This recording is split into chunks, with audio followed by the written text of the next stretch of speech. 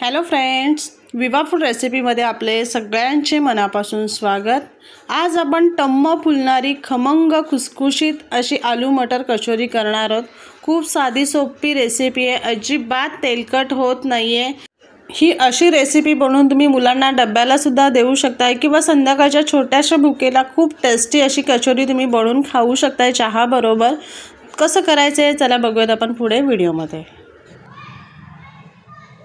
गॅसवरती तवा ठेवून तेल गरम करून घेतलेलं आहे। त्याच्यामध्ये आपण मोहरी टाकून घेऊयात, जिरं, त्याच्यामध्ये आपण आलं, लसूण, मिरची आणि कोथिंबीरची पेस्ट केलेली आहे, तर हे टाकून परतून घ्यायचं। 2 मिनिटं आपण परतून घेतोय। त्याच्यामध्ये काही मसाले टाकून घेऊयात, हळद, जिरा पावडर आणि धणे पावडर टाकून घेतले आणि हे चांगलं परतून घ्यायचं आपल्याला।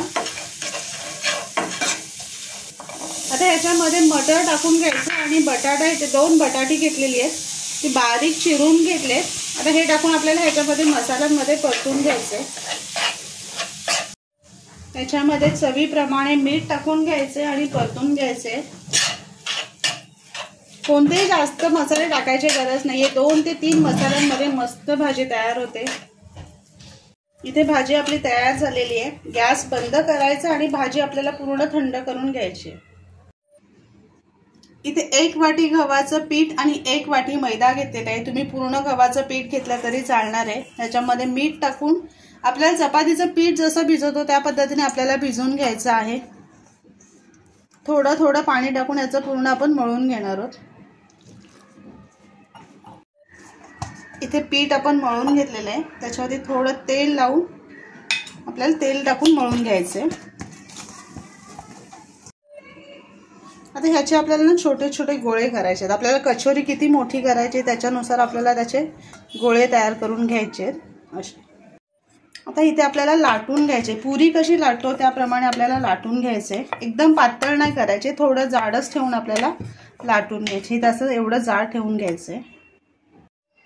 आता ह्याच्यामध्ये ना आपल्याला भाजी भरून घ्यायची आहे, आपण जी तयार करून घेतलेली आहे भाजी। आता ह्याच्यामध्ये आपण भाजी भरून घेतलेली आहे, व्यवस्थित दाबून घ्यायचे आणि ह्याचे काठ व्यवस्थित असे जोडून घ्यायचे। आपल्याला असे जॉईन करून ते व्यवस्थित असे दाबून घ्यायचे। वरचा भाग आपल्याला ते काढून घ्यायचे आणि हलक्या हाताने दाबून आपल्याला ती कचोरी तयार करून घ्यायची। थोडा दाब दिला ना की ती खूप छान अशी फुलली जाते। इथे बघा असं पूर्ण पॅक करायचे, कुठं ओपन राहायला नको असं करून घ्यायचं आहे। इथे बघा सर्व कचोरीमध्ये आपण भाजी भरून अशी रेडी करून घेतलेली आहेत। कढईमध्ये तेल चांगलं गरम करून घ्यायचे आणि त्याच्यावरती सोडून आपल्याला कचोरी तळून घ्यायची।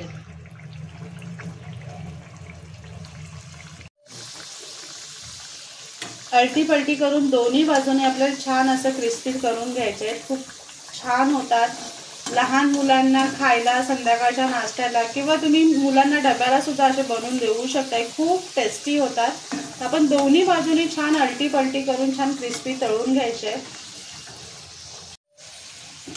किती छान क्रिस्पी तळून झालेले आहेत, बघू शकता, रंग सुंदर आलेला आहे। आता हे आपण काढून घ्यायचे, अशा जाळ्यामध्ये एक एक करून आपण सगळे काढून तळून घ्यायचे। इथे तयार आहेत आपले खमंग खुसखुशीत आलू कचोरी, खूप टेस्टी झालेली आहे। तर नक्की कमेंट करून सांगा कशी वाटली आजची आपली रेसिपी आणि असेच आपले नवनवीन व्हिडिओ बघण्यासाठी व्हिडिओला लाईक करा, शेअर करा आणि सबस्क्राइब करा। चला तर मग भेटूयात आपण पुढच्या व्हिडिओमध्ये।